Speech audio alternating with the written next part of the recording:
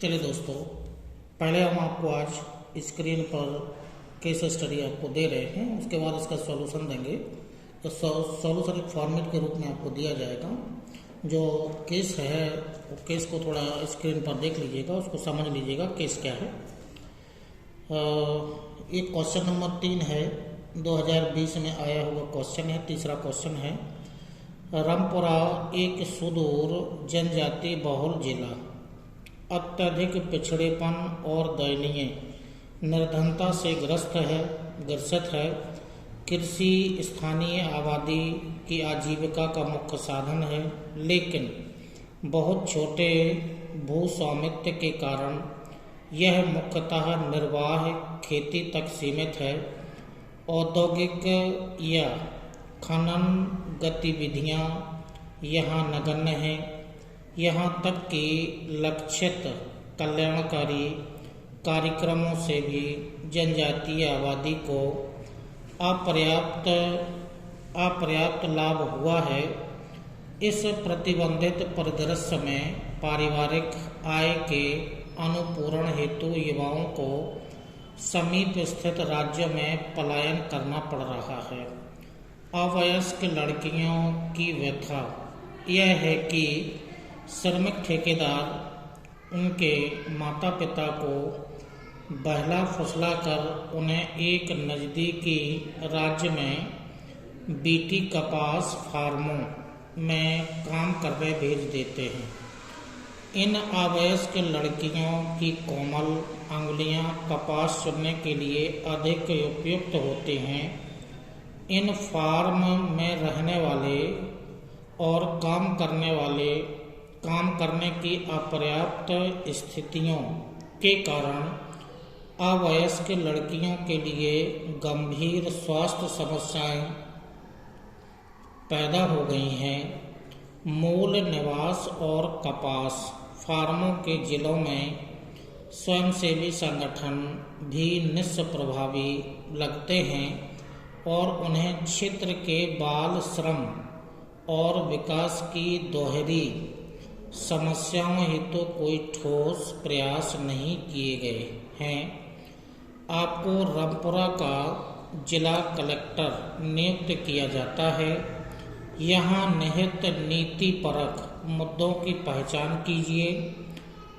आप अपने जिले के संपूर्ण आर्थिक परिदृश्य को सुधारने और अवयस्क लड़कियों की स्थितियों में सुधार लाने के लिए आप क्या विशिष्ट कदम उठाएंगे? 250 शब्दों में लिखना है। 20 अंक का प्रश्न है। एथिक्स का जो पेपर नंबर 4 है उसमें पूछा गया है, 2020 में है।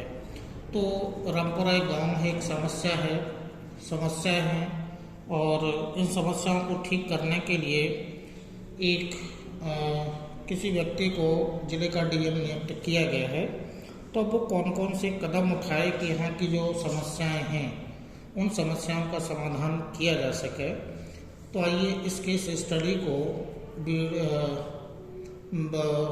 ब्लैक जो बोर्ड है उस पर आपको एक फॉर्मेट बना करके नीतिपरक मुद्दे क्या हैं, डीएम के द्वारा कौन कौन से कदम उठाए जा सकते हैं, हितधारक समूह कौन कौन से हैं और जो केस स्टडी में जो मूल समस्या है वो कौन कौन सी हैं। तो इसको एक फॉर्मेट के माध्यम से कि आप इस प्रश्न का उत्तर कैसे लिखेंगे 250 शब्दों में, तो इसको ब्लैक बोर्ड पर आपको दे रहे हैं सॉल्यूशन।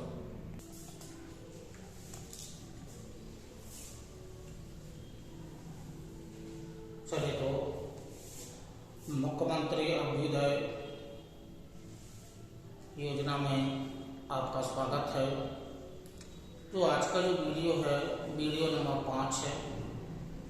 वीडियो नंबर 5 है और जो केस स्टडी से संबंधित वीडियो है, तो case study ethics case study से संबंधित वीडियो है। तो जो भी आपको वीडियो दिया जा रहा है उसमें हमने आपको प्रारंभ में ही स्क्रीन पर आपको केस कौन सा केस है, क्या क्या समस्याएं हैं वो आपको स्क्रीन पर डाल दिया गया है। आप उसको आराम से पढ़ करके और फिर थोड़ा सा उसको सोचने के बाद चूँकि प्रश्न 2 बन रहे हैं। एक तो बताया कि नीतिपरक, केस स्टडी में नीतिपरक मुद्दे कौन से हैं, नीतिपरक मुद्दों को उजागर करना है और उसके साथ साथ हमें एक डीएम के द्वारा कौन कौन से कदम उठाए जा सकते हैं, जो समस्याएं केस स्टडी से संबंधित है उनको सॉल्व करने के लिए डीएम के माध्यम से कौन कौन से कदम उठाए जा सकते हैं। तो मान लीजिएगा कि आपको उस जिले का डीएम नियुक्त तो कर दिया गया है। अब आप एक डीएम के रूप में अब आप कौन कौन से कदम उठाएंगे। तो पहले तो जो केस दिया गया है उस केस में क्या क्या हैं, तो जो केस है वो 2020 का क्वेश्चन नंबर 5 है। अब क्वेश्चन नंबर 5 है, केस आपको स्क्रीन पर पहले दे ही दिया गया था। तो अब यहाँ पर देखना है कि जो हितधारक हैं, वो हितधारक कौन कौन से केस में हैं। तो पहले हमें हितधारक को जानना है। तो हितधारक कौन कौन से हैं, हितधारक जो पूरा केस स्टडी पढ़ने के बाद जो हितधारक हैं, एक तो सरकारी तंत्र है, क्योंकि सरकारी तंत्र के माध्यम से जो भी योजनाएं उस आदिवासी क्षेत्र में चलाई गई हैं वो उन योजनाओं से जो वहाँ आदिवासी बहुल क्षेत्र है या आबादी है उसको लाभ नहीं हुआ है। तो लाभ नहीं हुआ, इसका मतलब ये है कि जो भी सरकारी योजनाएं चल रही होंगी उनका क्रियान्वयन सरकारी तंत्र के माध्यम से ठीक नहीं किया गया होगा। इस कारण से वहाँ के निवासियों को अपर्याप्त लाभ हुआ है। देखो सरकारी तंत्र इसमें हितधारक समूह है और साथ में ये है कि उस क्षेत्र में जो एनजीओ जो संस्थाएं हैं वो निष्क्रिय हैं, उनका प्रभाव उस क्षेत्र में ठीक नहीं है। तो संस्थाएं भी जो एनजीओ हैं वो भी निष्क्रिय हैं, ये एक हितधारक समूह के रूप में है। क्योंकि जो क्षेत्र है वो जनजाति बहुल है, जनजाति आबादी अधिक है, तो जनजाति बहुल है, तो हितधारक समूह जो है वो जनजाति आबादी इसमें हो जाएगी। साथ में जो कपास के फार्म लगे हुए हैं उसमें श्रमिक ठेकेदार भी हैं, श्रमिक ठेकेदार भी हैं। और साथ में ये है कि वहाँ पर जो फार्म जो हाउस है या जो कपास बीटी कपास के फार्म लगाए गए हैं, बीटी कपास फार्म। तो बीटी कपास फार्म ये उसका मालिक या उसमें जो फार्म हाउस में काम करने वाले जो नौकर होंगे वो भी इसमें संलग्न है। तो हितधारक समूह यहाँ पर कितने बन सकते हैं, बीटी कपास फार्म और ये, तो ये हितधारक समूह के रूप में है, ठीक है। और साथ में ये है कि आपको वहाँ का डीसी बना दिया गया है, डिस्ट्रिक्ट कलेक्टर बना दिया गया है। तो हितधारक समूह ये हैं, कार्य आपको करना है, कदम आपको उठाना है। तो ऐसे फॉर्मेट बना करके आप मेंस में हितधारक समूह वैसे करके आप दिखा सकते हैं। तो वैसे थ्योरी के रूप में लिखने की आवश्यकता नहीं, ऐसे हितधारक समूह को आप शॉर्ट में दिखा सकते हैं। अब जो यहाँ पर केस स्टडी है, केस स्टडी का अध्ययन करने के बाद ये क्या क्या वहाँ की जो मूल समस्याएं या जो केस स्टडी का अध्ययन करने के बाद क्या क्या आपको किन किन चीज़ों पर आपको काम करना होगा, तो क्या वहाँ की मुख्य समस्याएं हैं। तो एक केस स्टडी में ये है कि जनजाति बहुल जिला है जो रामपुरा है, जनजाति बहुल जिला या जनजाति बहुल एक गांव है, जनजाति बहुल क्षेत्र, ठीक, जनजाति बहुल क्षेत्र है जो रामपुरा है, वो जनजाति बहुल चूंकि क्षेत्र है, जिला है, तो क्षेत्र या जिला है, बहुल जिला है और जिले का नाम क्या है, रामपुरा है, ठीक है, ये रामपुरा हो गया है। तो यहाँ की मुख्य समस्या है तो ये है कि केस स्टडी का अध्ययन करने से कि जो रामपुरा है या रामपुरा है वो जनजाति बहुल क्षेत्र है या जिला है। अब जो दूसरा है कि यहाँ पर जो केस स्टडी का अध्ययन करने के बाद यहाँ पर जो समस्याएं हैं, एक तो सामाजिक समस्याएं हैं, तो सामाजिक आर्थिक पिछड़ापन है, तो ये समस्या हो रही है। दूसरा यहाँ पर जो संबंधित जो समस्याएं हैं वो शोषण और प्रवसन से संबंधित समस्या है। तो ये समस्याएं हैं, यहाँ की ये समस्याएं हो रही हैं। एक तो सामाजिक आर्थिक पिछड़ापन है, जनजातीय बहुल जिला होने के कारण सामाजिक और आर्थिक रूप से पिछड़ापन है, एक समस्या है। शोषण किया जा रहा है लड़कियों का, ये समस्या है। और जो प्रवसन की समस्या है, क्योंकि यहाँ के जो निवासी हैं, स्थानीय निवासी हैं, इस जिले के जो निवासी हैं, पास में जो संलग्न जो दूसरा राज्य है उसमें पलायन कर रहे हैं, तो प्रवसन की समस्या हो गई है, शोषण की समस्या हो गई है। तो ये दो समस्याएं हो गई हैं। और एनजीओ के निष्क्रिय होने के कारण ये जो यहाँ पर नैतिकता जो है, नैतिकता का अभाव है। ये नैतिकता का अभाव इसमें इस स्टडी में दिख रहा है। तो जो पहले तो आपको ये देखना होगा कि जो केस स्टडी है उस केस स्टडी में क्या क्या आपको उजागर करना है। तो जनजातीय बहुल जिला है रामपुरा, उसका नाम है। सामाजिक आर्थिक पिछड़ापन है, शोषण और प्रवसन की समस्या उत्पन्न हो गई हैं। नैतिकता का अभाव, इस स्टडी का अध्ययन करने के बाद नैतिकता का अभाव केस में दिख रहा है। तो इन पर आपको कार्य करना है। अब चूंकि जो इसमें जो नैतिक परक मुद्दे हैं उन पर पहले हम चर्चा कर लेते हैं, क्योंकि प्रश्न में यही पूछा गया है कि जो नैतिक परक मुद्दे हैं या नीति परक जो मुद्दे हैं उनकी पहचान करनी है। तो पहले तो हमें केस स्टडी में ये देखना है कि जो नीति परक मुद्दे कौन कौन से केस में दिख रहे हैं उनको पहले आपको उजागर करना है। तो एक फॉर्मेट के रूप में नीति परक जो मुद्दे हैं उन पर पहले चर्चा कर लेते हैं। तो नीति परक मुद्दे पर जब आप आंसर लिखेंगे तो 125 शब्दों में आपको लिखना है। ये जो फॉर्मेट करके ऐसे बना दिया गया है, हितधारक समूह है या केस स्टडी का अध्ययन करने से क्या क्या उसमें से आपको निकालना है, किन पर आपको कार्य करना है, वैसे आप शॉर्ट रूप में इसको दे सकते हैं। फिर आप पॉइंट बना करके जो नीति परक मुद्दे हैं या नीति परक जो मुद्दे हैं उन पर चर्चा करनी है। तो नीति परक मुद्दे, ठीक है। तो जो पहला जो आंसर होगा नीति परक जो मुद्दे हैं, नीति परक मुद्दे। अब केस का अध्ययन करने के बाद कौन कौन से नीति परक मुद्दे केस में दिखाई दे रहे हैं, तो पहले तो इनको आपको शॉर्ट रूप में इनको दर्शा देना है।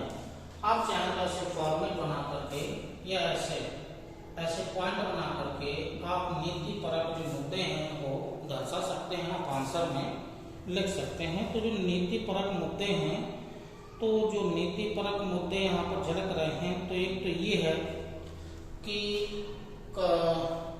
जो लड़कियां हैं वो यानी कि वो अवयस्क हैं। अब अवयस्क लड़कियां हैं तो यहाँ पर मतलब ये है कि सरकारी तंत्र ने इस पर ध्यान नहीं दिया है। जो कानून है बाल श्रम निषेध अधिनियम 1986, बाल श्रम निषेध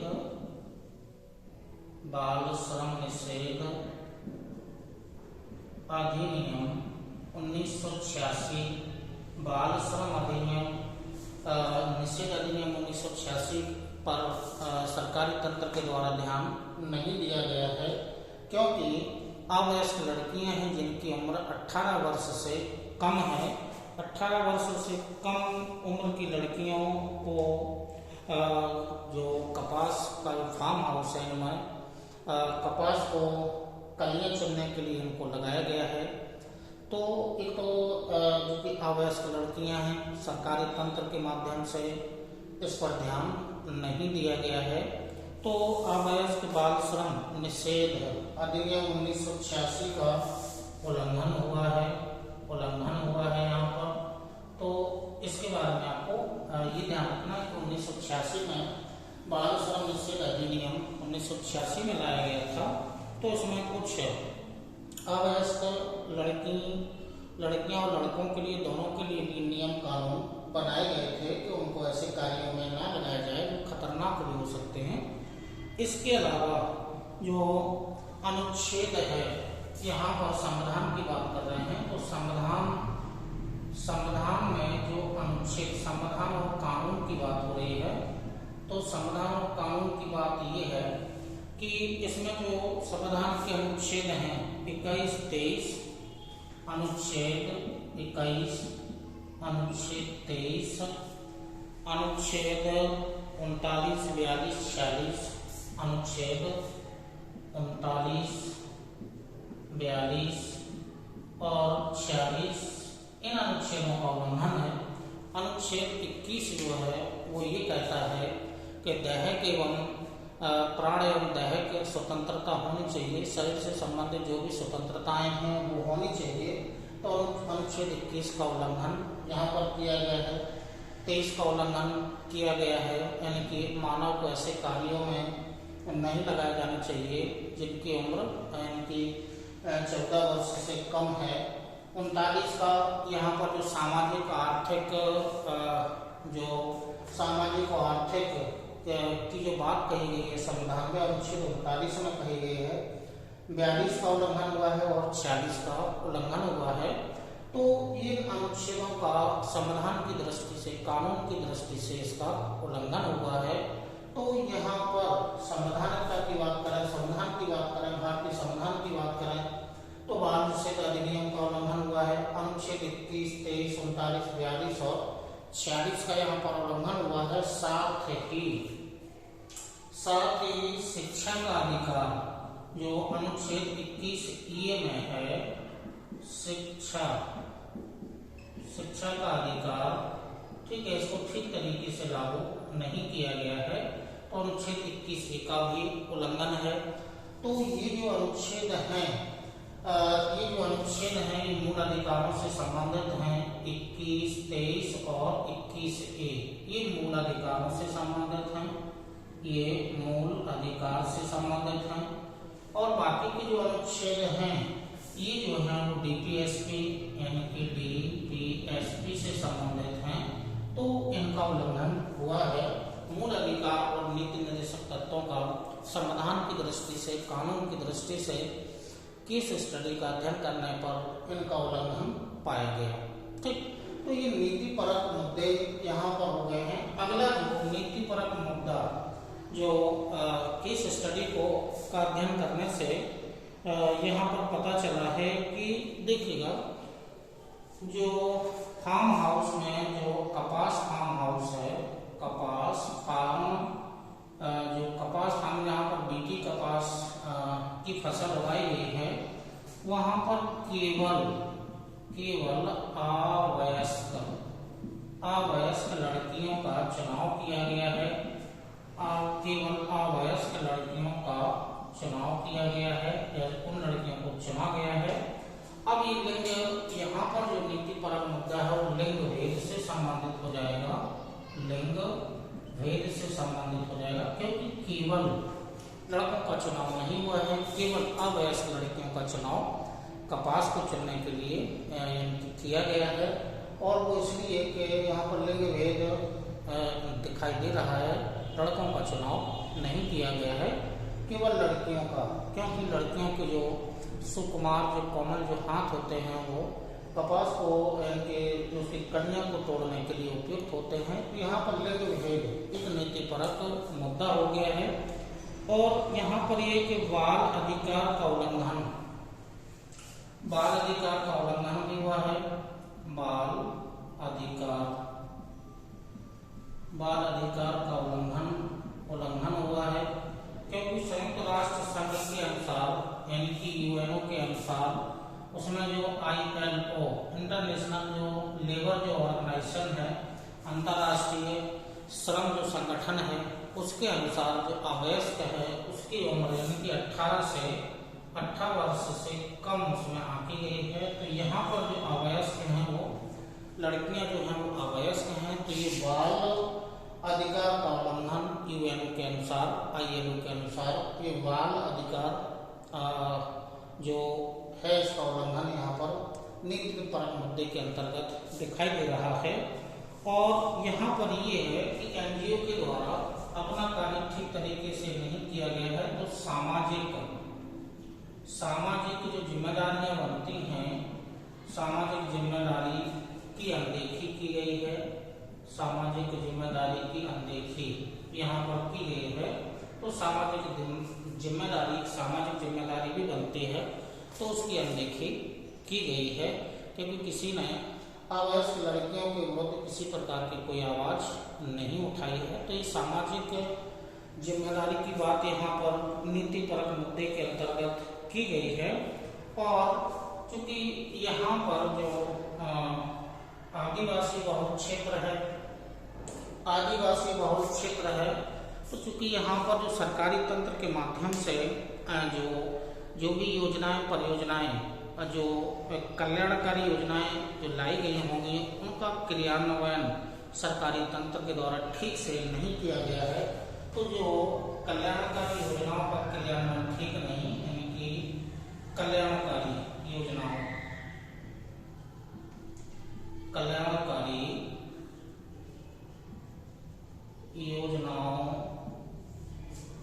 का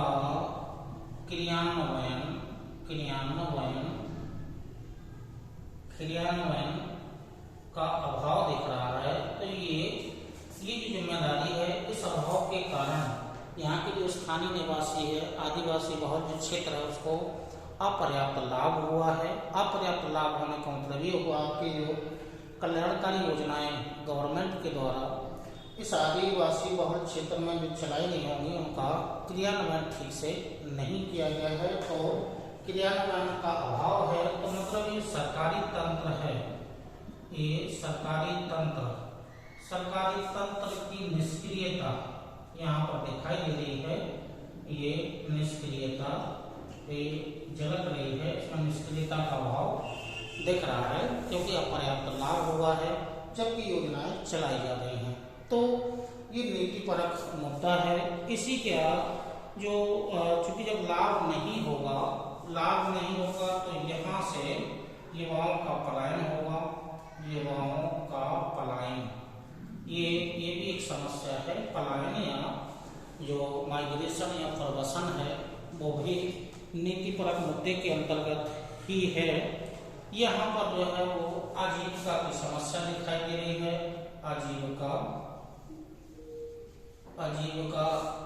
आजीविका की समस्या केस में दिखाई दे रही है।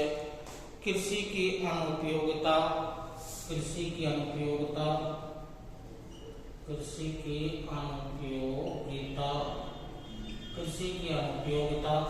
क्योंकि कृषि में तकनीकी नहीं लगाई गई है। और साथ में सुकुमार लड़कियां हैं, तो स्वास्थ्य की समस्या भी दिखाई दे रही है। स्वास्थ्य की समस्याएं, ये यहाँ पर समस्याएं केस में झलक रही हैं। यानी कि आजीविका की समस्या है। आजीविका की समस्या होने के कारण ही युवाओं का पलायन हो रहा है।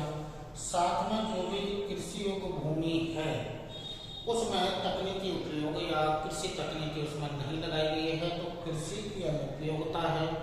और स्वास्थ्य जैसी समस्याएं, क्योंकि सुकुमार अवस्था है, कृषि फार्म हाउस में कार्य करने वाली बच्चियां हैं, तो उनसे संबंधित स्वास्थ्य की समस्याएं भी इस केस स्टडी में दिखाई दे रही हैं। तो यहाँ पर जो पॉइंट के रूप में ये नीतिपरक के मुद्दे केस स्टडी में दिखाई दे रहे हैं।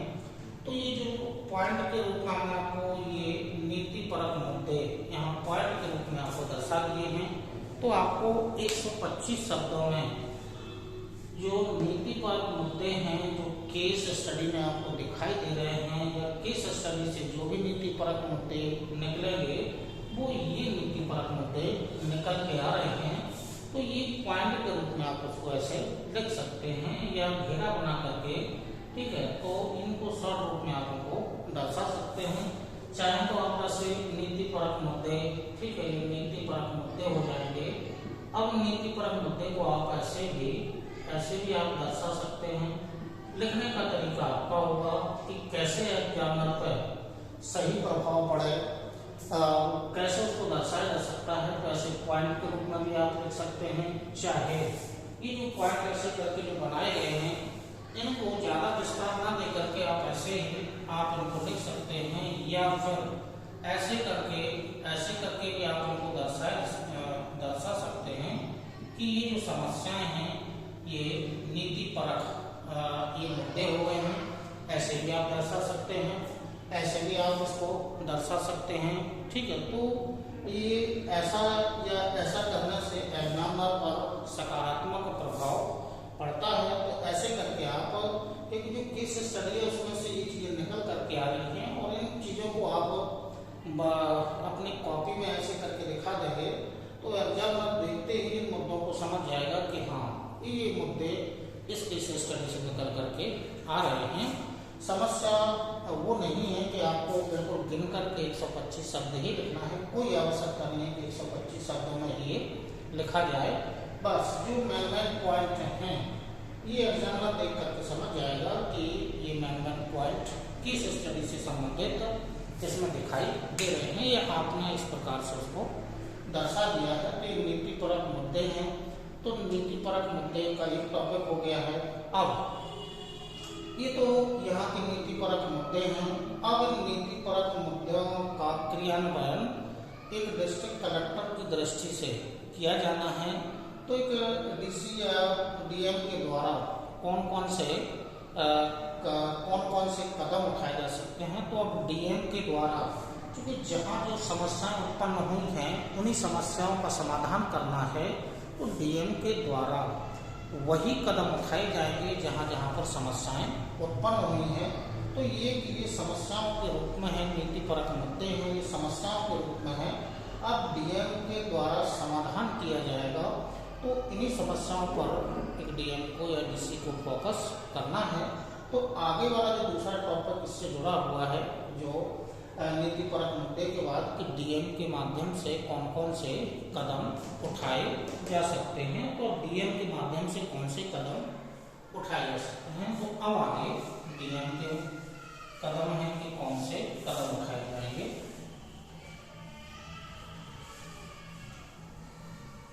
डीएम के द्वारा उठाए गए कदम कौन कौन से होंगे, वो ऐसे ही जैसे यहाँ पर लिस्ट बन गई है, पॉइंट के रूप में, फॉर्मेट के रूप में डीएम के मुद्दे भी दिखाए जाएंगे। तो जो टॉपिक होगा यानी कि डीएम के रूप में उठाए गए कदम,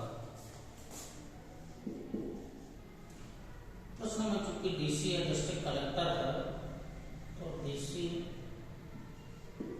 के द्वारा उठाए गए कदम,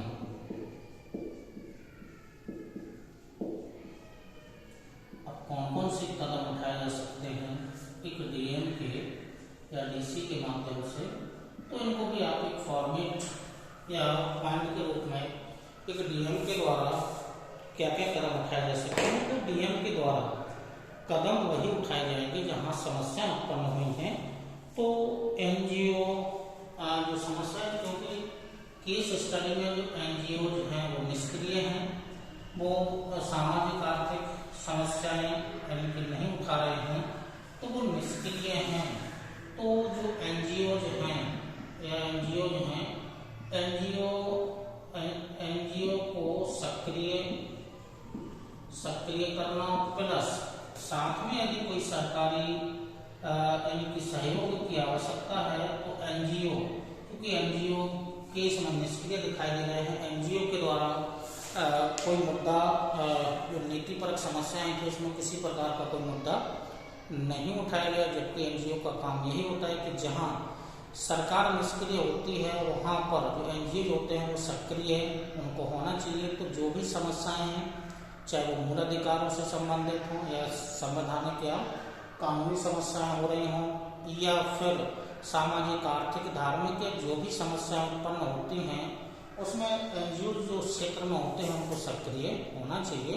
तो यदि निष्प्रभावी इनके निष्प्रभावी हैं तो उनको सक्रिय करना, और यदि आवश्यकता है सरकारी मशीनरी की यदि आवश्यकता है तो उनको सहयोग प्रदान करना है ताकि वो उस क्षेत्र में सक्रिय हो जाए। तो विभिन्न प्रकार की समस्याएं एनजीओ के माध्यम से इनकी पटल पर लाई जा सके। तो एक तो एनजीओ निष्क्रिय था तो उसको सक्रिय करना है, तो डीएम के द्वारा या डीसी के द्वारा एक कदम उठाया जाएगा। साथ में ये है कि फार्म पर कंपनी अधिनियम के तहत कार्रवाई होगी। फार्म जो बीटी कपास फार्म है उस पर कंपनी अधिनियम के तहत कार्यवाही की जाएगी क्योंकि उसने बाल अधिकार और बाल श्रम निषेध का उल्लंघन किया है। तो इस पर कंपनी अधिनियम के माध्यम से उस फार्म पर कपास कृषि फार्म पर कार्यवाही की जाएगी। दूसरा कदम डीएम के माध्यम से ये उठाया जाएगा और लक्षित जो उस क्षेत्र में चलाई जा रही जो योजनाएं हैं, जो गरीबों के कल्याण के लिए चलाई गई योजनाएं हैं, सरकारी तंत्र निष्क्रिय है, उसका क्रियान्वयन ठीक नहीं है। तो जो लक्षित जो भी सरकारी योजनाएं हैं या लक्षित सरकारी कार्यक्रम हैं, लक्षित कार्यक्रम या कार्यक्रमों को सुनिश्चित करना। अब यहाँ पर बहुत सारी योजनाएं चलाई जा रही होंगी। जैसे कि यहाँ पर योजनाएं चलाई गई हैं उन योजनाओं के अंतर्गत जैसे मनरेगा का कार्यक्रम हो, मनरेगा योजना हुआ। इसी के अलावा होगा क्योंकि जो अनुच्छेद 21 है उसका उल्लंघन किया गया है तो सर्व शिक्षा अभियान को सक्रिय करना होगा। स्वास्थ्य से संबंधित जो भी योजनाएं हैं, स्वास्थ्य योजनाओं का क्रियान्वयन किया जाएगा। और इसके साथ में जो राशन कार्ड है, राशन कार्ड चाहे एपीएल का हो चाहे बीपीएल का हो, जो भी गरीबी रेखा से ऊपर नीचे रहने वाले हैं सभी को राशन कार्ड वितरित किया जाएगा या जिनका नहीं बना है उनका राशन कार्ड बनवाया जाएगा और उनको योजनाओं के तहत खाद्यान्न की उपलब्धता सुनिश्चित कराई जा सके। इसी के अलावा जो कस्तूरबा बालिका विद्यालय योजना है ये भी चलाई जा रही है तो इसका भी क्रियान्वयन ठीक तरीके से किया जाएगा। स्वास्थ्य बीमा योजना, पोषण अभियान जो चलाया जा रहा है उसको सक्रिय किया जाएगा। पोषण अभियान या बहुत सारी योजनाएं स्टेट गवर्नमेंट और सेंट्रल गवर्नमेंट के माध्यम से चलाई जा रही हैं। तो ये जो सरकारी तंत्र को सक्रिय करने के बाद इन योजनाओं की सक्रियता बढ़ाई जाएगी ताकि जन भागीदारी अधिक से अधिक हो सके और जो जनहित या लोक कल्याणकारी योजनाओं का क्रियान्वयन करके आदिवासी गरीबों को या आदिवासी क्षेत्र में योजनाओं का लाभ सुनिश्चित किया जा सके। तो डीएम के माध्यम से ये कार्य किया जाएगा। अगला जो डीएम का कदम होगा, सरकारी कर्मचारियों पर कानूनी कार्यवाही होगी। जो सरकारी तंत्र है उनकी सरकारी कर्मचारियों पर कानूनी कार्यवाही की जाएगी। डीएम के माध्यम से कानूनी कार्यवाही की जाएगी क्योंकि कानूनी कार्यवाही आवश्यक है। तब तक कानूनी कार्यवाही नहीं होगी तो जो सरकारी तंत्र में बैठे जो कर्मचारी हैं वो निष्क्रिय हैं, उन पर कार्यवाही करना आवश्यक है। तो डीएम के माध्यम से जो अगला कदम है वो कर्मचारियों पर कानूनी कार्यवाही की जाएगी और साथ में दोषी श्रमिकों पर भी कार्यवाही की जाएगी। तो यहाँ पर जो दोषी श्रमिक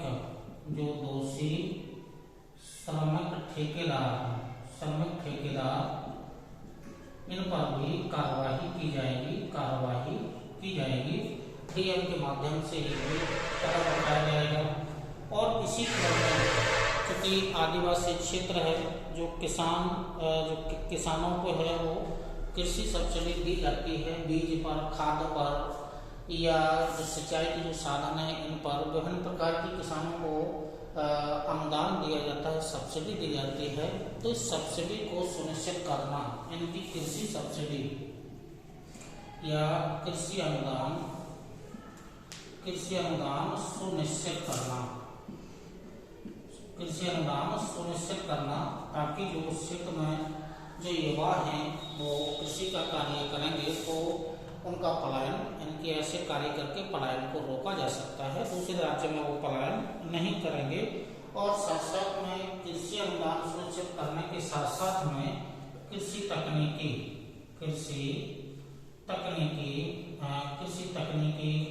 का लाभ भी किसानों को दिया जाएगा।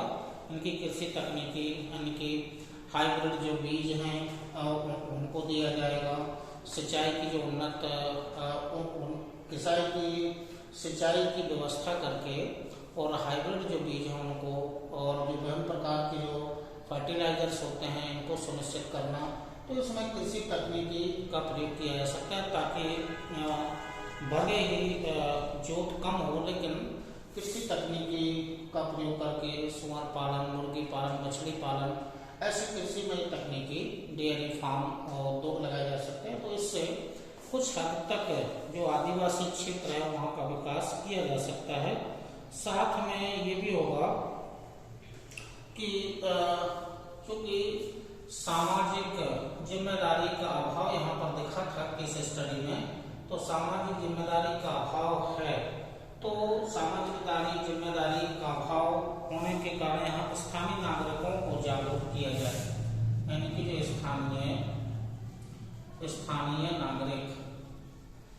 स्थानीय नागरिकों को मूल अधिकारों के प्रति जागरूक किया जाए। ठीक है, जागरूक किया जाए। तो ये डीएम के माध्यम से कार्यवाही या डीएम के माध्यम से और भी विभिन्न प्रकार के कदम उठाए जा सकते हैं, लेकिन जो मुख्य हैं, जो आपको 125 शब्दों में एक सारांश के रूप में ये आप ऐसे डीएम के माध्यम से ऐसे क्रियाविधि अपनाई जा सकती है, तो उस क्षेत्र का एक विकास किया जा सकता है। क्योंकि आदिवासी क्षेत्र है तो जो समस्याएं उत्पन्न हुई थी उन्हीं समस्याओं पर एक डीएम के द्वारा कार्य किया जाना है। तो ये डीएम के माध्यम से ये विभिन्न प्रकार के कदम उठाए जा सकते हैं। तो इसी क्रम में जो दूसरा जो केस स्टडी है, इसी क्रम में आपको दूसरा केस स्टडी देना है। पहले हम आपको स्क्रीन पर देंगे, उसके बाद फिर उसका सॉल्यूशन। तो जिस प्रकार से यहाँ सॉल्यूशन दिया गया है उसी प्रकार से जो भी आपको दिया जाएगा सॉल्यूशन, वो आपको इसी प्रकार से सॉल्यूशन आपको देना है। तो ये मुख्य पॉइंट हमने आपको यहाँ पर बोर्ड के माध्यम से आपको दे दिए हैं। एक फॉर्मेट बना दिया गया है कि इन पर डीएम के माध्यम से, डीसी के माध्यम से उस क्षेत्र में जो रामपुरा या जो रामपुरा नाम का जो जिला है, आदिवासी बहुल जिला है, उसमें वो जो समस्याएं नीति परक मुद्दे आए थे उन पर एक डिस्ट्रिक्ट कलेक्टर के माध्यम से ये कदम उठाए जाएंगे। तो इस प्रश्न का आंसर आपको इस प्रकार से दे देना है। इसी क्रम में जो दूसरा केस स्टडी होगा वो दूसरा भी देख लेंगे।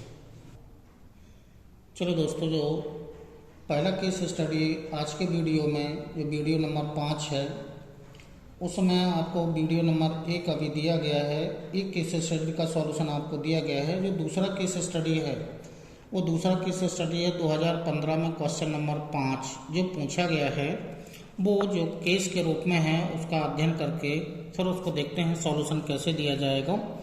इस प्रश्न में चूँकि विकल्प भी उपलब्ध हैं। आगे देखिएगा, जो केस स्टडी है वो देखिएगा। आप एक विशेष विभाग में जिला प्रशासन के शीर्ष अधिकारी हैं।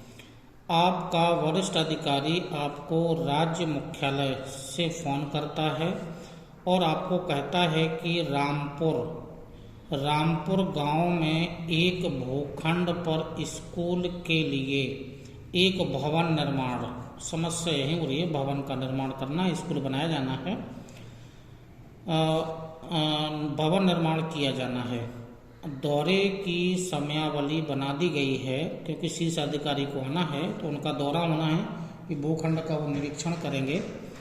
तो दौरे की समयावली बना दी गई है, जिसके दौरान वह मुख्य इंजीनियर और वरिष्ठ वास्तुकार, ये दो लोग भी साथ में हैं, वरिष्ठ वास्तुकार के साथ स्थल का दौरा करेगा।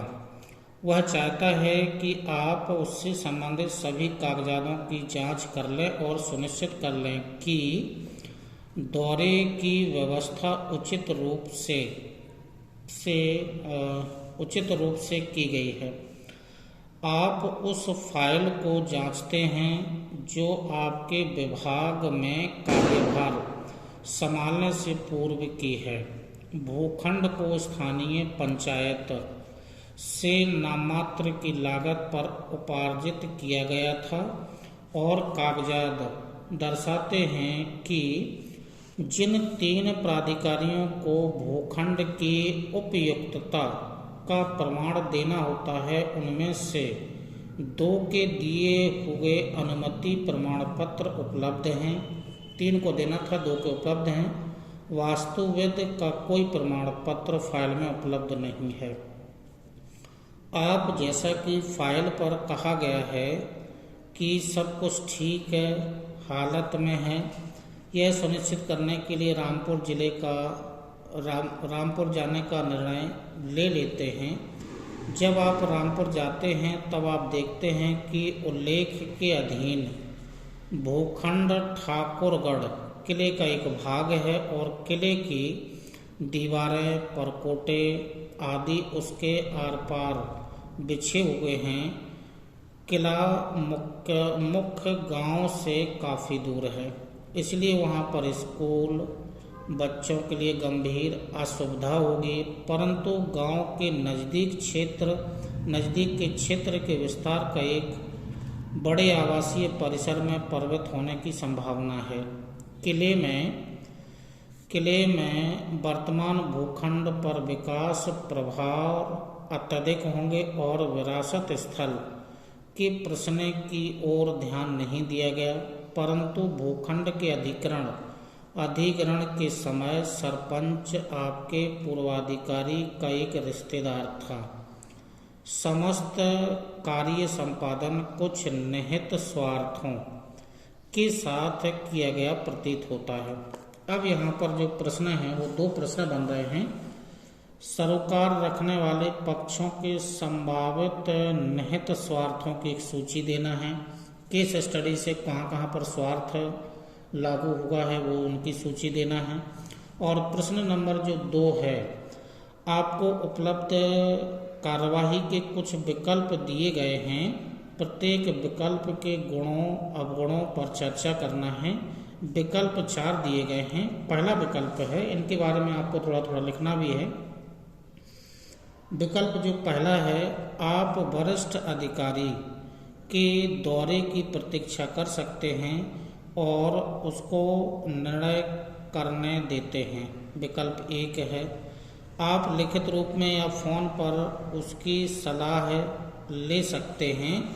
और इसमें जो विकल्प नंबर जो तीसरा है, आप अपने पूर्वाधिकारी अथवा सहकर्मियों से परामर्श कर सकते हैं और उसके बाद क्या करना है इस बात का फैसला कर सकते हैं। और जो विकल्प 4 है, आप मालूम कर सकते हैं कि क्या एवज में कोई दूसरा भूखंड प्राप्त किया जा सकता है और फिर एक सर्वसमावेशी लिखित रिपोर्ट भेज सकते हैं।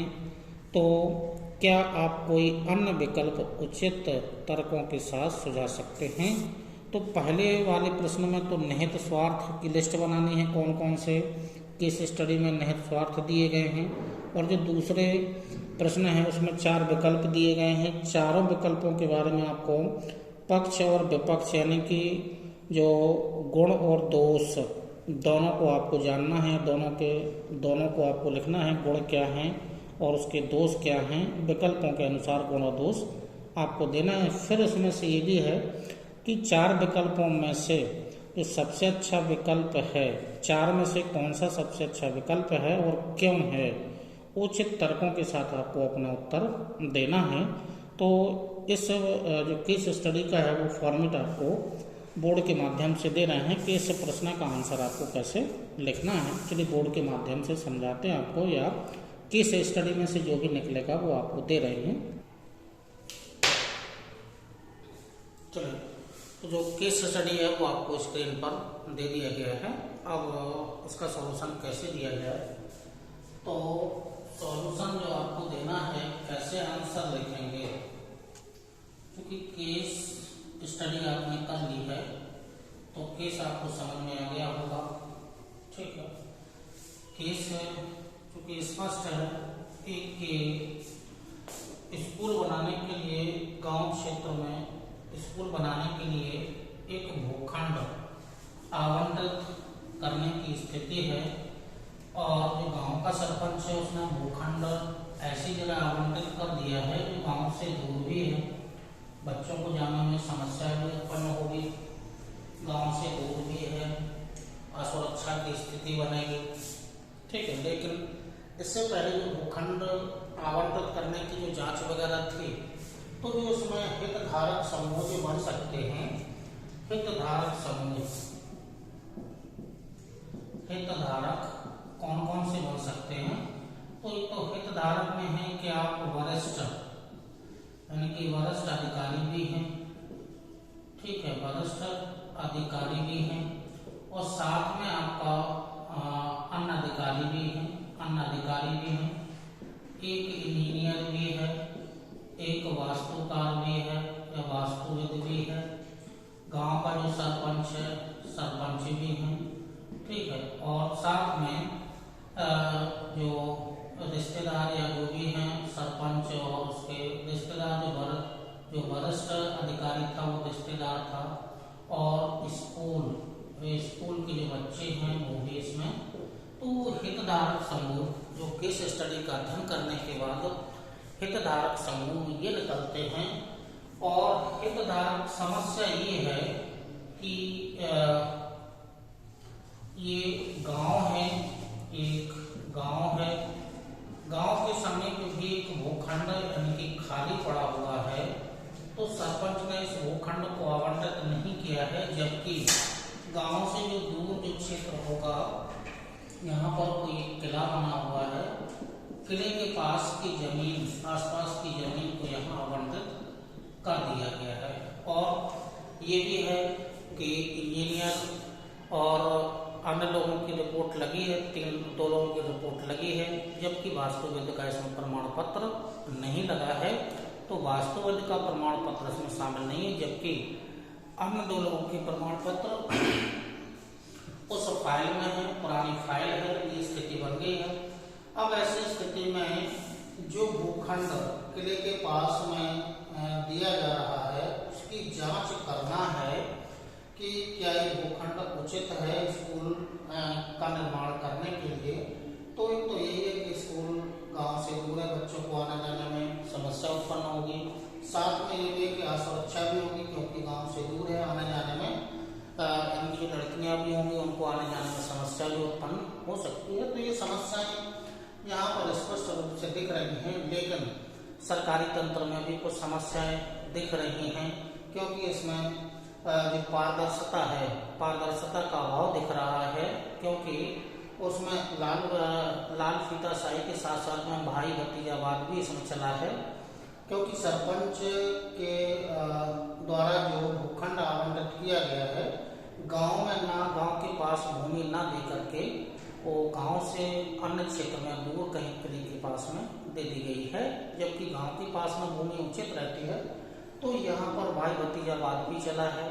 तो नीति शास्त्र की दृष्टि से इसमें जो एक तो पारदर्शिता का अभाव है, क्योंकि जो वास्तुविद है उसका प्रमाण पत्र नहीं लगा है, तो पारदर्शिता का यहाँ अभाव है। दूसरा जो भाई भतीजावाद भी इसमें स्पष्ट दिखाई दे रहा है।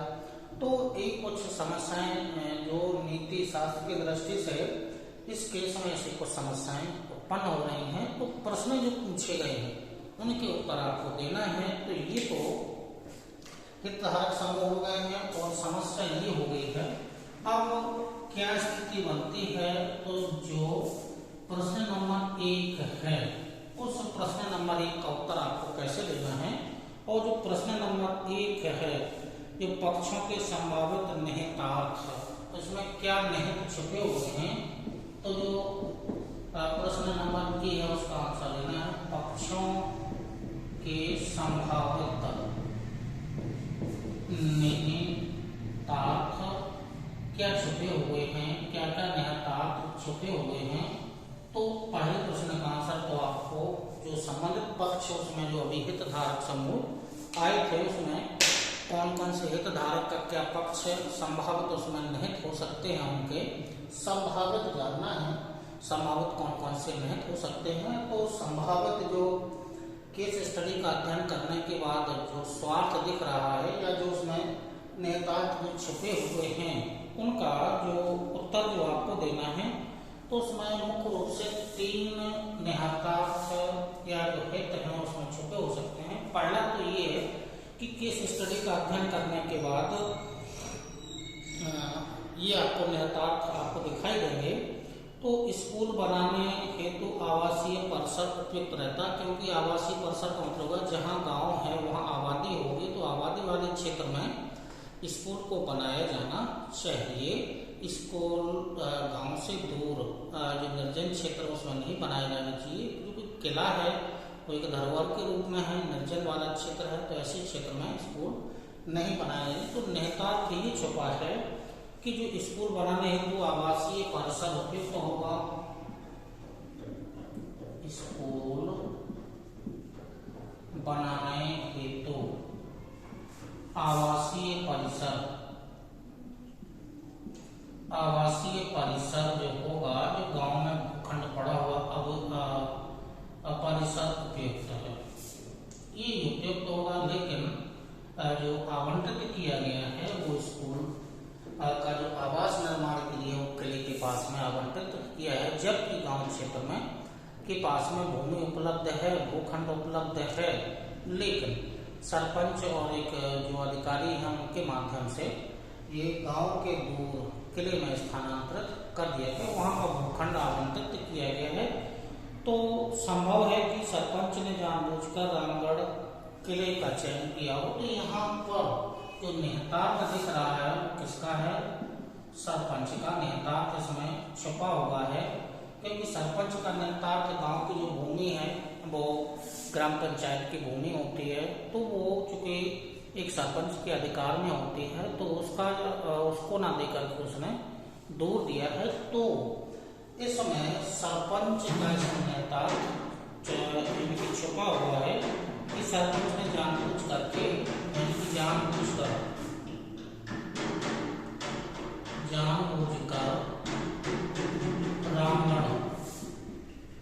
रामगढ़ किले का चुनाव किया होगा, रामगढ़ किले का भूखंड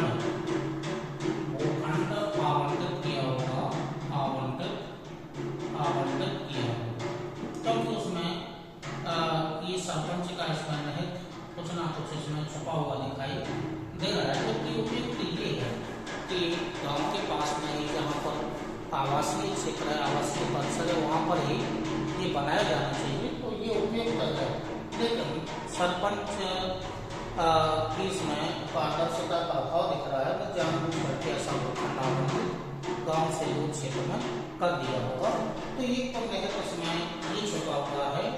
और जो दूसरा इसमें निहित है वास्तुविद का प्रमाण पत्र न होना, तो ये सरकारी तंत्र की लापरवाही है, यानी कि वास्तुविद का प्रमाण पत्र उपलब्ध न होना, ये प्रमाण पत्र उपलब्ध न होना ये दर्शाता है कि जो सरकारी तंत्र है उसमें कहीं ना कहीं कार्य के क्रियान्वयन का अभाव उसमें दिख रहा है, यानी कि जो उपलब्ध नहीं होना, प्रमाण पत्र नहीं दिया है, जबकि अन्य 2 लोगों के प्रमाण पत्र उसमें लगे हुए हैं। तो वास्तुविद का प्रमाण पत्र न होना यह स्पष्ट करता है कि जो सरकारी अधिकारी हैं, जो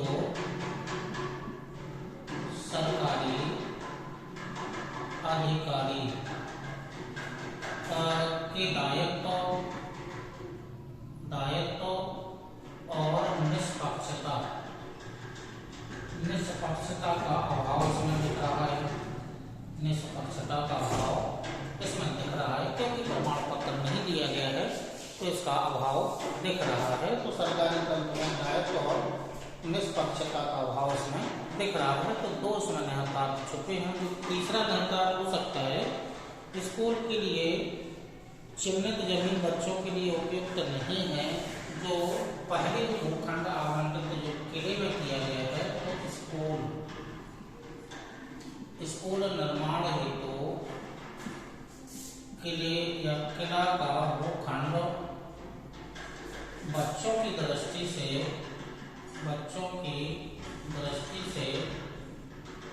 उपयुक्त नहीं है। ये उपयुक्त नहीं है, और उपयुक्त का मतलब ये है कि जनहित या लोकहित में नहीं है, क्योंकि बच्चे हैं उसमें लड़के लड़कियां दोनों स्कूल जाएंगे, गांव से दूर है। और जो गांव से दूर के साथ साथ में कि जो दूरी है, तो दूरी में सुरक्षा का अभाव भी स्पष्ट रूप से दिखाई देगा, क्योंकि बच्चियों को सुरक्षा की दृष्टि से उपयुक्त नहीं है। साथ में दूर भी है तो आवागमन की भी समस्या उत्पन्न होगी। तो इस दृष्टि से यानी जो पक्षों के संभावित निहितार्थ हैं, वो जो केस स्टडी का अध्ययन करने के बाद 3 निहितार्थ इसमें से निकल करके आ रहे हैं। तो 3 स्पष्ट रूप से निहितार्थ इसमें निकल करके इसमें से केस स्टडी में से आ रहे हैं। तो अब जो प्रश्न नंबर ए है, प्रश्न नंबर ए का आंसर आपको इन 3 जो पक्ष जो 3 निहितार्थ निकल करके आ रहे हैं, इन पर आपको देखना है। तो इन 3 पॉइंट पर आपको फोकस करना है। अब जो प्रश्न नंबर बी है, उसमें 4 विकल्प दिए गए हैं, और जो 4 विकल्प दिए गए हैं उसके गुण क्या हैं, दोष क्या हैं, और गुण दोष का वर्णन करने के साथ साथ में आपको फिर चुनाव ये भी करना है कि कौन सा विकल्प आपकी दृष्टि से सही होगा, और तर्क भी साथ में आपको देना है। तो जो प्रश्न बी है उसका आंसर आप विकल्पों के रूप में चुनना है।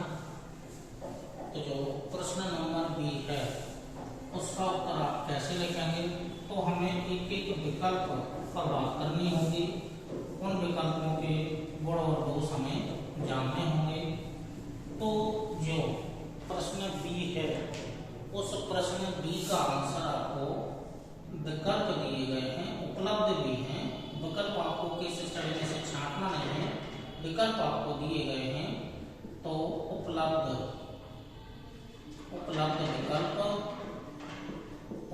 विकल्प हैं। उपलब्ध विकल्प में जो पहले वाला विकल्प है, तो पहले वाला विकल्प का जो प्रश्न है वो आपसे ये पूछ रहा है कि आप वरिष्ठ अधिकारी के दौरे की प्रतीक्षा कर सकते हैं और आपको निर्णय करने देते हैं। तो ये इसमें विकल्प ये है, ठीक है, कि आप जो वरिष्ठ अधिकारी आपको भूखंड का निरीक्षण करने आ रहे हैं उनका आप इंतजार कर सकते हैं, क्योंकि फाइल आपने पहले पढ़ ली है, फाइल में कुछ कमियां स्पष्ट रूप से दिखाई दे रही हैं। तो निर्णय चूँकि आपको लेना है, उनका जो वरिष्ठ अधिकारी हैं उनका की इंतजार नहीं करना है। तो जो विकल्प ये है, वरिष्ठ अधिकारी के दौरा की प्रतीक्षा, यानी कि वरिष्ठ अधिकारी के दौरा की प्रतीक्षा, वरिष्ठ अधिकारी के दौरा की प्रतीक्षा करेंगे। ठीक है, तो प्रतीक्षा तो ठीक है कि आप अपने वरिष्ठ अधिकारी से सलाह ले सकते हैं, तो प्रतीक्षा कर सकते हैं कुछ समय के लिए। तो ये इसका एक गुण है। और तो इसमें होगा कि आप अपनी जिम्मेदारी से बच सकते हैं, यानी कि जिम्मेदारी से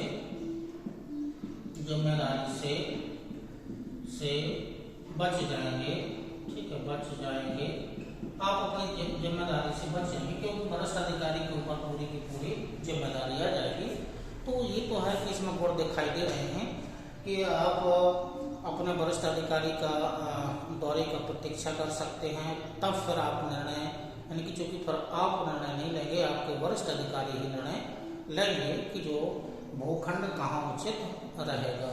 तो इसमें 2 गुण दिख रहे हैं, लेकिन साथ में ये है कि बच तो जाएंगे, लेकिन इसमें जो दोष हैं वो लोकहित की दृष्टि से ठीक नहीं है, जनहित की दृष्टि से, लोकहित या जनहित की दृष्टि से, जनहित की दृष्टि से ठीक नहीं है। एक लोकहित तो जनहित की दृष्टि से ठीक नहीं है, क्योंकि आप भी एक अधिकारी हैं, आपका भी कुछ कर्तव्य बनता है, आप भी कुछ निर्णय ले सकते हैं। वरिष्ठ अधिकारी का दौरा करने का इंतजार क्यों करेंगे, आप भी एक निर्णय आप भी ले सकते हैं, ठीक है। और क्योंकि ऐसा भी हो सकता है कि वास्तुविद जब तक रिपोर्ट ना दे, क्योंकि वास्तुविद जब तक उसका प्रमाण पत्र लगा ही नहीं है, तो वास्तुविद जब तक रिपोर्ट नहीं देगा तब तक जो भूखंड है उस पर स्कूल का निर्माण का कार्य प्रारंभ नहीं होगा। तो जो वास्तुविद है उसने रिपोर्ट नहीं दी है। अब जब वास्तुविद ने रिपोर्ट नहीं दी है, यानी कि वास्तुविद की रिपोर्ट के बाद निर्माण कार्य प्रारंभ होगा, निर्माण कार्य प्रारंभ होगा। अब निर्माण कार्य कब प्रारंभ होगा, क्योंकि यहाँ पर एक दोष छपा हुआ है कि जब तक वास्तुविद अपना प्रमाण पत्र नहीं देगा तब तक भूखंड आवंटित, तो उसके बाद निर्माण का कार्य बाद में प्रारंभ होगा। तो ऐसा भी हो सकता है कि स्कूल निर्माण का कार्य अधिक समय के लिए टल सकता है, ठीक है। प्रारंभ नहीं होगा तो इसका मतलब ये होगा कि निर्माण कार्य अधिक समय के लिए टल सकता है, यानी कि अधिक समय तक टल सकता है, या विलंब अधिक समय तक टल सकता है, ठीक है, टल सकता है। तो ये इसमें जो प्रश्न नंबर जो विकल्प के रूप में है, 1 के 2 गुण दिखाई दे रहे हैं। वरिष्ठ अधिकारी के दौरा की प्रतीक्षा करेंगे, क्योंकि जिम्मेदारी से आप बच रहेंगे, क्योंकि निर्णय वरिष्ठ अधिकारी को ही लेना है। तो आपका जो भार है आपके ऊपर से टल जाएगा। तो उसमें कुछ गुण दिखाई दे रहे हैं, और ये लोकहित जनहित की दृष्टि से ठीक भी नहीं है, क्योंकि स्कूल से गांव की दूरी ज़्यादा है। और साथ में ये भी है कि रिपोर्ट का फाइल का अध्ययन आपने पहले कर लिया है, जिसमें आपने ये पाया कि वास्तुविद की रिपोर्ट उसमें संलग्न नहीं है, और जब तक वास्तुविद की रिपोर्ट संलग्न नहीं होगी तब तक निर्माण का कार्य प्रारंभ नहीं होगा, और जब नहीं होगा तो अधिक समय के लिए स्कूल का निर्माण कार्य टल सकता है, और अधिक समय के लिए टल जाएगा तो फिर शिक्षा की जो उन्नति है, या उस क्षेत्र के गांव के बच्चों को शिक्षा दी जानी है वो यानी कि ठीक तरीके से शिक्षा नहीं दी जाएगी, तो शिक्षा का अभाव फिर यहाँ पर रहेगा, तो कार्य टल सकता है। तो प्रश्न नंबर विकल्प 1 का ये गुण है और ये इसके दोष हैं। अब जो विकल्प नंबर जो 2 है, विकल्प नंबर जो 2 है वो ये कह रहा है, विकल्प नंबर जो 2 है, प्रश्न है, आप लिखित रूप में या फोन पर उनकी सलाह दे सकते हैं। मतलब वरिष्ठ अधिकारी से आप सलाह ले सकते हैं, तो सलाह ले सकते हैं लिखित रूप में या फोन पर सलाह।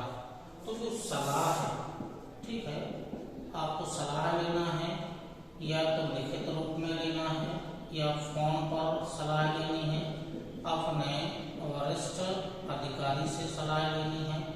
तो आप ये तो कार्य ठीक है कि आप अपने वरिष्ठ अधिकारी से सलाह ले सकते हैं, तो इसमें तो कोई समस्या नहीं है। जो भी यानी कि जो भी केस बन रहा है, जो भी घटना आपके सामने आ रही है, उसको अपने उच्च अधिकारियों को इस केस से आप उनको अवगत करा सकते हैं, तो ये तो कोई समस्या नहीं है। तो दूसरे प्रश्न का जो उत्तर होगा, सलाह लेने से निर्णय तुरंत हो जाएगा। तो हाँ, ये भी हो सकता है कि जो सलाह लेंगे तो जो निर्णय है निर्णय तुरंत हो जाएगा, ठीक है। एक तो ये है उसमें गुण यही है कि आपने उच्च अधिकारियों से सलाह ले लीजिएगा, तो फोन पर ले लेंगे तो निर्णय यानी कि तुरंत कर लिया जाएगा। तो निर्णय लेने में जो देरी लग रही है उसमें देरी नहीं लगेगी, निर्णय तुरंत कर लिया जाएगा। तो ऐसा कार्य आप कर सकते हैं, लेकिन ये भी तो है कि सबूत के तौर पर आपके पास उपलब्ध नहीं है। तो जो इसमें दोष दिखाई दे रहा है वो सबूत के तौर पर, यानी कि सबूत के तौर पर ठोस सबूत आपके पास ठोस सबूत उपलब्ध नहीं है। और जब तक ठोस सबूत उपलब्ध नहीं होंगे तब तक कोई निर्णय लेना कोई अच्छी बात नहीं होगी। तो क्योंकि आप ले तो सकते हैं, तुरंत निर्णय लिया जा सकता है, लेकिन कोई सबूत ठोस सबूत आपके पास नहीं है, क्योंकि जो फाइल है वो आधी अधूरी है। तो इसमें एक गुण है और दूसरा इसमें दोष छिपा हुआ है। अब जो तीसरे प्रश्न, जो तीसरा जो विकल्प है, तीसरा विकल्प है आप अपने पूर्वाधिकारी या सहकर्मियों से परामर्श कर सकते हैं और उसके बाद क्या करना है इस बात का फैसला कर सकते हैं। तो जैसी स्थिति प्रश्न नंबर 2 में बनी है वैसी ही स्थिति प्रश्न नंबर 3 में भी बन रही है, तीसरे विकल्प में भी है। तो पूर्व सहकर्मियों से संपर्क से मामला जो होगा वो स्पष्ट हो जाएगा। तो जो प्रश्न नंबर 3 का जो विकल्प है, तो तीसरा विकल्प है सहकर्मियों और जो सहकर्मियों के साथ में लिखा है पूर्वाधिकारी, सहकर्मियों या पूर्वाधिकारियों से आप सलाह ले सकते हैं। सलाह लेने से ये होगा कि मामला स्पष्ट हो जाएगा कि वास्तव में जो वास्तविकता है वो क्या है। सलाह लेंगे तो वास्तविकता यानी कि मामला स्पष्ट हो जाएगा और जो वास्तविक स्थिति है, वास्तविकता का पता चल जाएगा। वास्तविकता क्या है इस केस में उसकी आपको जानकारी हो जाएगी। तो ये तो ठीक है कि आप सलाह ले सकते हैं, तो मामला स्पष्ट हो जाएगा, क्योंकि जो फाइल है वो पहले की फाइल है, तो पूर्वाधिकारियों को पूरी इसकी जानकारी होगी। तो पूर्वाधिकारियों से आप सलाह, तो मामला स्पष्ट हो जाएगा और वास्तविकता का पता चल जाएगा। लेकिन इसमें क्या होगा कि अधिक समय लगने से निर्णय क्षमता पर प्रश्न चला जाएगा। तो दोष इसमें ये है कि चूंकि समय अधिक लगेगा, ऐसा कार्य करने में समय अधिक लगेगा, तो निर्णय जो क्षमता है, निर्णय क्षमता पर प्रश्न चिन्ह लग जाएगा कि छोटा सा कार्य करने में इतना विलंब लग रहा है। तो ऐसा कार्य किया जा सकता है, लेकिन इसमें समय अधिक लग सकता है, तो निर्णय क्षमता पर प्रश्न चिन्ह लग जाएगा। तो प्रश्न नंबर 3 का जो विकल्प है ये है। तो प्रश्न बी का उत्तर उपलब्ध जो विकल्प हैं, अभी 3 विकल्प हुए हैं, तो ये विकल्प उपयुक्त नहीं है, दूसरा विकल्प उपयुक्त नहीं है क्योंकि गुण और दोष दोनों में दिखाई दे रहे हैं।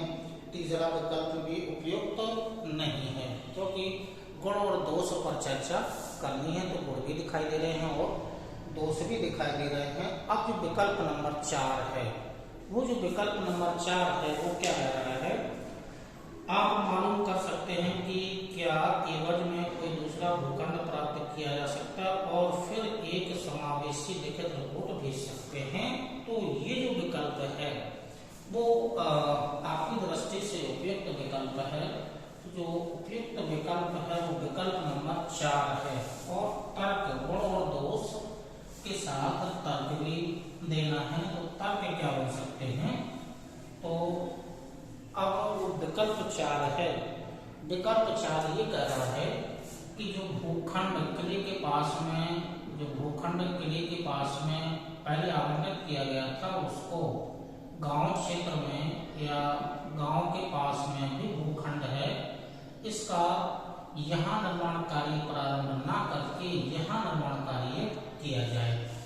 अब ये गुण और दोष दोनों इसमें जानना है आपकी दृष्टि से। जब गांव में विकल्प है, उपलब्ध है भूखंड, तो स्कूल का निर्माण गांव में ही क्यों नहीं गया, गांव के आसपास ही किया जाए, ये उपयुक्त है विकल्प। अब क्यों उपयुक्त है, जो दूसरा भूखंड है वो क्यों आप ऐसा कर सकते हैं कि जो दूसरा भूखंड है तो ना तो आपको वरिष्ठ अधिकारी से फोन करना है, ना ही उनसे सलाह लेनी है, तो डायरेक्ट दूसरा गांव के पास में आवासीय परिसर के पास में भूखंड उपलब्ध है तो उसी भूखंड पर ही जो स्कूल का निर्माण है वो किया जाए।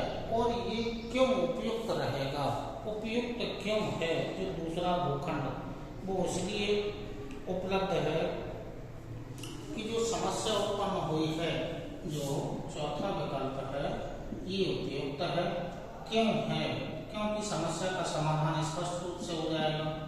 जो समस्या है, समस्या का समाधान जल्दी हो जाएगा, समाधान तुरंत कर लिया जाएगा, जो लोकहित में होगा या जनहित में होगा, जो लोकहित में होगा या जनहित में ये होगा। इसलिए आप ये चौथे विकल्प को तर्क के साथ में आपको जनहित में सही है। वरिष्ठ नागरिकों के मूल्यांकन में मदद भी कर सकता है। वरिष्ठ नागरिकों के मूल्यांकन में मदद, किसी प्रकार का कोई दाव पेच फंसने की कोई समस्या ही नहीं है। और जो तर्क अगला देना है, मानक संचालक क्रिया का पालन हो जाएगा, मानक संचालन प्रक्रिया का पालन भी हो जाएगा, प्रक्रिया का पालन भी कर लिया जाएगा, तो पर किसी प्रकार के भ्रष्टाचार की कोई समस्या ही उत्पन्न नहीं होगी। साथ में आवागमन में बच्चों को सुविधा होगी क्योंकि पास में ही है, तो आवागमन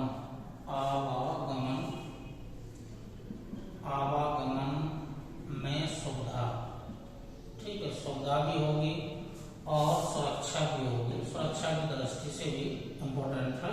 तो ये तर्क हैं। और लास्ट में आप अपने कर्तव्य का निर्वहन भी कर सकते हैं, तो कर्तव्य का निर्वहन भी होगा, कर्तव्य का निर्वहन भी हो जाएगा। तो ये तर्क हैं, ये तर्क ये चौथा जो विकल्प है, ये चौथा विकल्प उपयुक्त है। तर्क भी आपको दे रहे हैं कि क्यों हमने चौथे विकल्प का चुनाव किया है। तो चौथे विकल्प का चुनाव हमने इसलिए किया है कि समस्या का समाधान तुरंत हो जाएगा, क्योंकि विभिन्न कर्मचारियों की रिपोर्ट, वरिष्ठ अधिकारियों की रिपोर्ट लगेगी तो उसमें समय लग सकता है, तो स्कूल का कार्य टल सकता है। वरिष्ठ नागरिकों के मूल्यांकन में मदद भी इससे मिलेगी, क्योंकि किसी प्रकार की कोई भ्रष्टाचार की कोई बात ही नहीं हो रही है। जिस मानक निर्माण, जो स्कूल के जो मानक होंगे उसकी जो प्रक्रिया होगी उसका पालन भी किया जा सकता है। आवागमन की दृष्टि से सुविधाजनक भी होगा और सुरक्षा की दृष्टि से भी महत्वपूर्ण होगा। और आप एक वरिष्ठ अधिकारी हैं तो आप अपने कर्तव्य का निर्वहन भी ठीक तरीके से कर सकेंगे।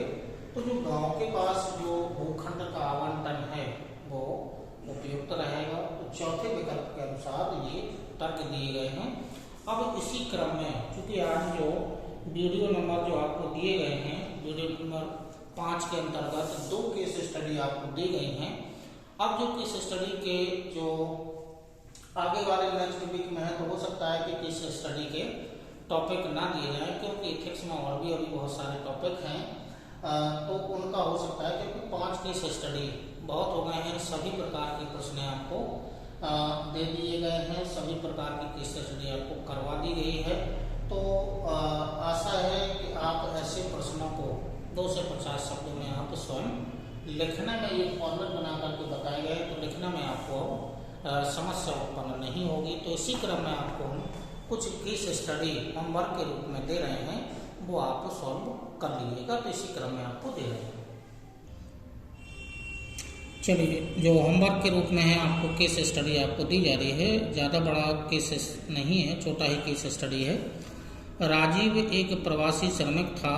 एक दिन जब वह साइकिल से रोड पर जा रहा था तो एक कार ने उसकी साइकिल को धक्का मार दिया। राजीव ने कार चालक को कार से बाहर खींचकर निकाला तथा उसे गालियां देने लगा। कार चालक ने एक छुरा निकाला तथा छुरे से उस पर 3-4 बार यानी कि छुरा घोंप दिया कर वहां से भाग गया। तमाशबीनों ने राजीव को अस्पताल पहुंचाने में देर करने तथा अत्यधिक रक्तस्राव के कारण उसकी मृत्यु हो गई। यदि राजीव के स्थान पर आप होते तो कार चालक की इस गैर जिम्मेदार ड्राइविंग के प्रति आप क्या करते? इस प्रकार की सड़क दुर्घटनाओं तथा दुर्घटनाओं पीड़ितों के प्रति लोग बहुधा उदासीन या निष्क्रिय अभिवृत्ति का प्रदर्शन करते हैं। इसके कारणों की विवेचना कीजिए तथा निवारण हेतु उपयुक्त उपाय सुझाना है। तो कारणों की विवेचना भी करना है और निवारण के उपाय भी सुझाना है।